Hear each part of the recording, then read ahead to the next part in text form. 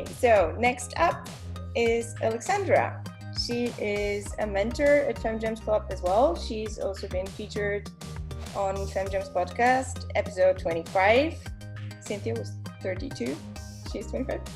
And she has successfully co-founded and established 2 charming gastronomic spaces in Berlin. Prior to that, she studied, I'll need to list all that now. So business administration, macroeconomics, development economics, and she also does consultation work for nonprofits. She's mentored at multiple startup programs and now at FemGemsClub because she has a true passion for female empowerment. And I'm really excited to hear what she's going to share with us today. Over to you, Alex. Thank you. So first, I want to say how excited I am to be talking to you guys at this very moment and be part of this, part of Dora's vision and part of a growing network of female founders, and giving this opportunity to share my experience and support you guys in your journey as a mentor. And so thank you, Dora, for creating this. This is very important work. We saw why. It's just 9% of us that needs to go up. And it's interesting that Cynthia has been presenting here with me because 10 years ago, before starting A.HORN, that was probably 12 years ago, I used to go to Bar Komis in Bergmannstraße and look around, and I actually used to study there. And then we kind of started thinking about creating A.HORN and incorporating also some elements maybe that we saw that worked well, that we liked. So it's amazing to have her in this circle. And I will talk something that has to do with feelings. And it's funny that Cynthia mentioned that when things don't feel right, they are probably not right. So what is it that makes them right?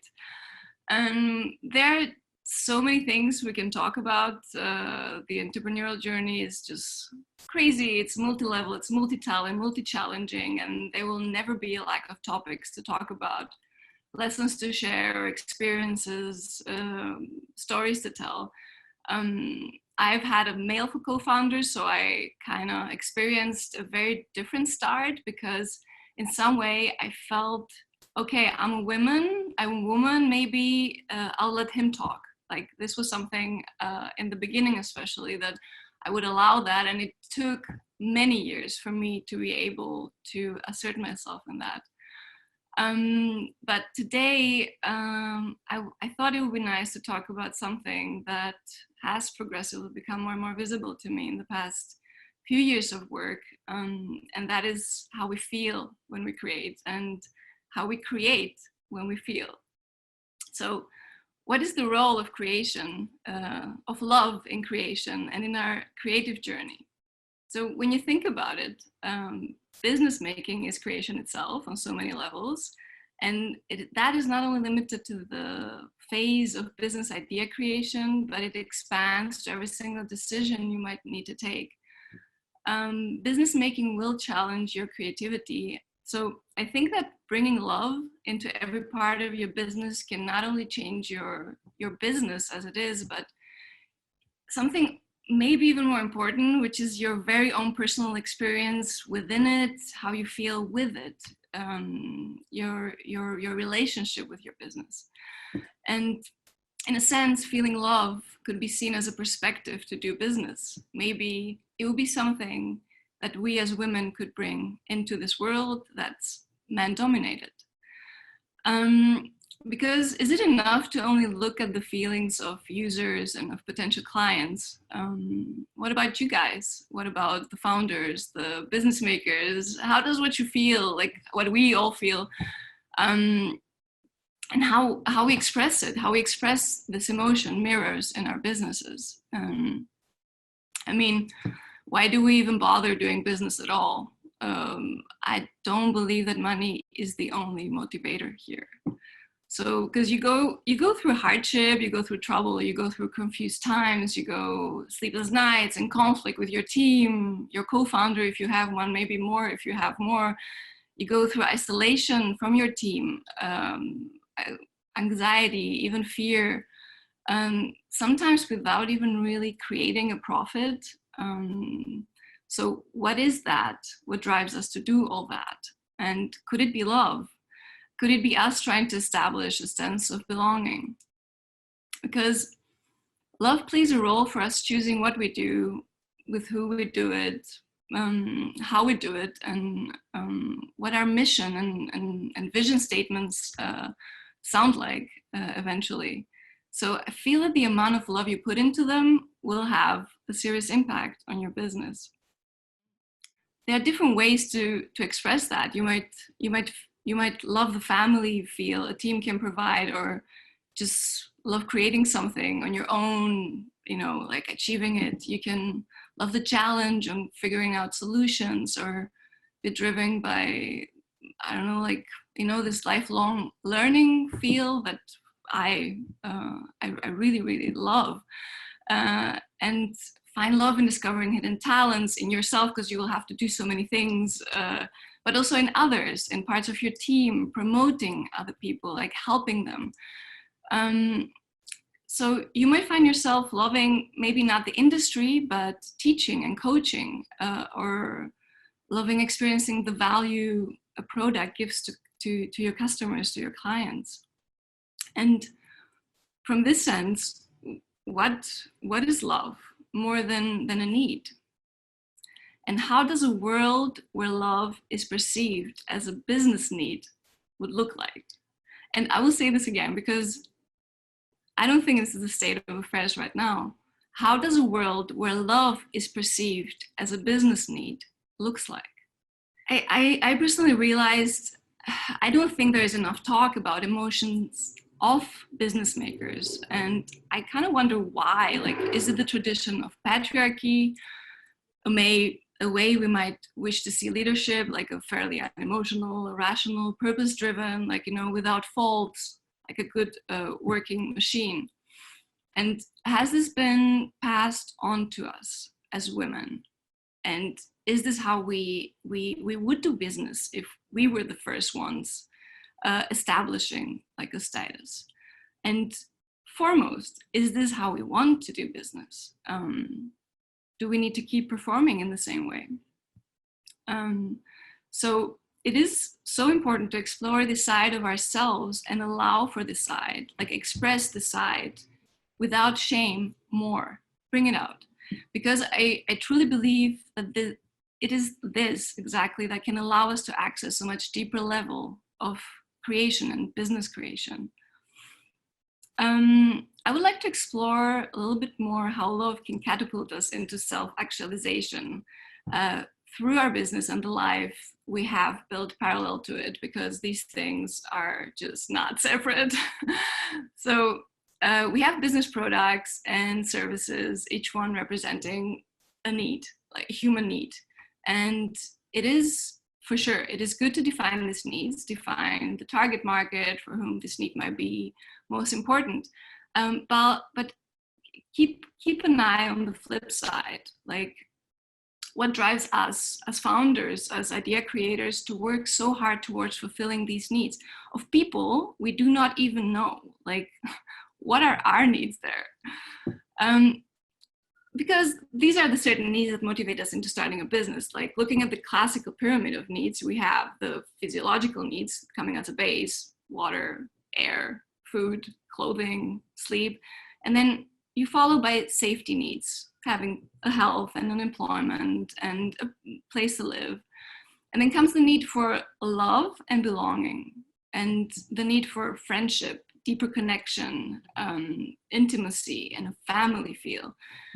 And from then on, we can start dealing with needs of self-esteem, status, freedom. And at the top is our self-actualization, like to become the most we can be. And how do we become the most we can? Is love at the base of it? And can you create something of value, truly value, in the absence of love? And how would that look like? Like, how would that look like in the presence of love? So this might be an important thought to consider. I wanted to bring in this conversation, not only for you personally, but for any other people you take on board with you. Because there should also be a common denominator of love in your business. You just need to figure it out, like find it out for yourself.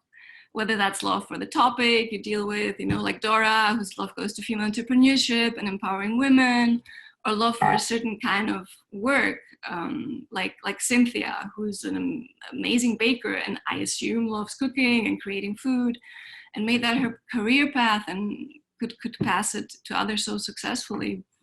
But other people might just want to start a family business out of love for their family, being close to them, having the sense of belonging, creating it for others, the sense of connection. Or you want to be independent, creating freedom for yourself. Like when I started A.HORN, I did not necessarily, I mean, I cooked, but like it was a ridiculous cooking. So I did not necessarily like loved food and coffee. In some ways, of course, I did. I adored bagels for sure. So I was super excited. We have bagels, but this is not the real reason I decided to co-found a company.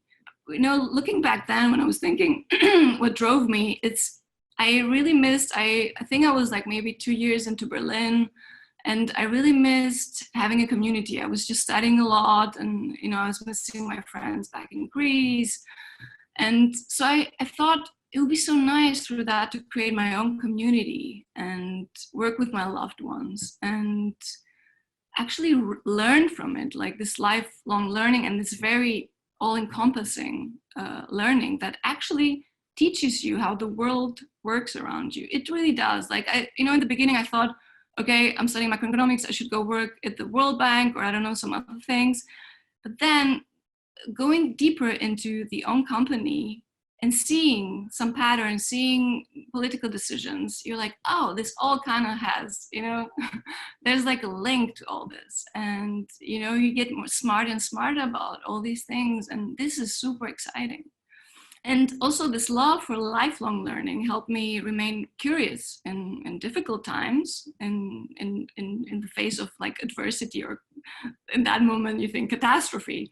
So of course, when things get like hard and then they get like really hard and you're like, how hard can they get? It's not only the curiosity that will save you, and it's definitely not what saved me. If I was just curious, I could probably do something else. But definitely curiosity helped me keep a perspective of maybe like a gameplay, accepting what is, without going too much into like overthinking it, and actually fast forward to the point where you ask yourself questions like, how do we get out of this? What can we do? What are our options? And consider worst case scenarios. I mean, we usually don't want to go there, like in worst case scenarios, because it's super scary. But if you leave it there, it's not going to help you. It's just going to grow, and you're going to feel like a pressure behind your head. At some point, it's going to think it's going to explode. But if you will go there, you will see that there is some way out. There might be even multiple ways out, because there always is. Like, this is something I learned. There always is. So, but the other thing that helped me overcome challenges, catastrophes in that moment, were the relationships within the business. My partner, my brother, the love for what we created had created unity to preserve this community and helped us through these hardships. Of course, hardships would sometimes also challenge the love we had for each other, but in retrospective, I feel that it strengthened it in like so many trillions ways. And there comes a time for hard decisions and hard decisions, like the ones we had this year with our second youngest venue, B.HORN, which remains closed for now because we don't have the capacity yet to take the risk and put in the resources to run it. And as A.HORN has been around for 10 years and is our primary business, we needed to make sure that it survived this crisis. And during COVID, we focused on remodeling it and make it more crisis resistant, more efficient, more flexible in some points. And actually in points that we would never really dared before, we would not go there. So in retrospective, COVID actually helped us put our business on a healthier track, as we were forced to think outside the box of gastronomical business. Hardship, adversity gave us an opportunity for a radical change, and love for what we do, for each other, for the community, made us actually pull through. And you might be surprised by how much, by the amount of ingenuity you might have hidden inside you in moments like that. It's pretty incredible. I think I'm surprised every single time. So, but I feel it's important to set the right loving environment for you to be able to access that when such moments hit, because they will hit. So in your own business creation, the love you want to give, the love you have for yourself, very important.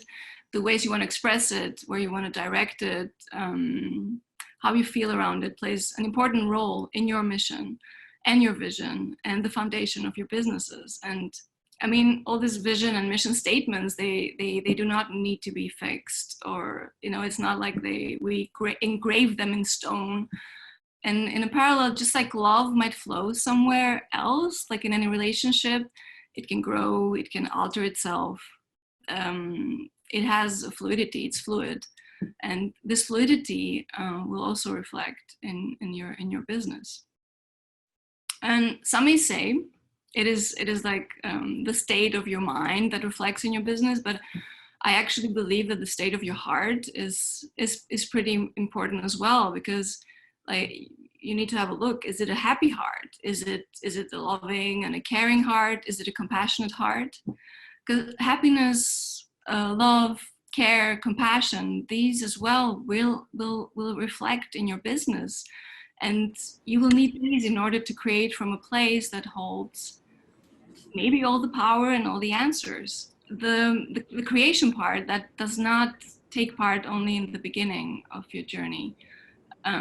Embarking on this trip of business making will ask from you to create continually. You can give birth to a business, but when you kind of need, you know, then you kind of need to take care of it more or less throughout yours or its lifetime. Just like with a little child, or a growing child, it might get more independent at some point. But when there's like a hardship or heartbreak, when there are major changes, it will be your own comfort, your advice, your love and care that will keep it on track and keep it going. Also, love requires you to stay in the moment with what is. That means at whatever point you are, be in it, full-hearted. You can call it being present or being conscious, but it will help you love what you're doing now. Connect to this, because for some amount of years I wanted to like fast forward to some future version of me, but I realized that would make me stressed about the now, and stress would get unbearable and the pressure would get so crazy, but it taught me that by changing my perspective, I started having a totally different experience with what was, with what is the present moment, and loving the present moment. And beautiful things happen when you surrender to this, actually. And in the future, you know, from years from now, you guys might even miss some of the present moments that you might think are unbearable, you're experiencing right now and want to get over. And of course, that does not mean like give up strategic planning or projections or whatever, but it means not to let the future and the fear guide the now too much, even the ambition, because there might be things popping up, you know, like a COVID crisis that you did not consider in your projections, and there's no way like you could have done so.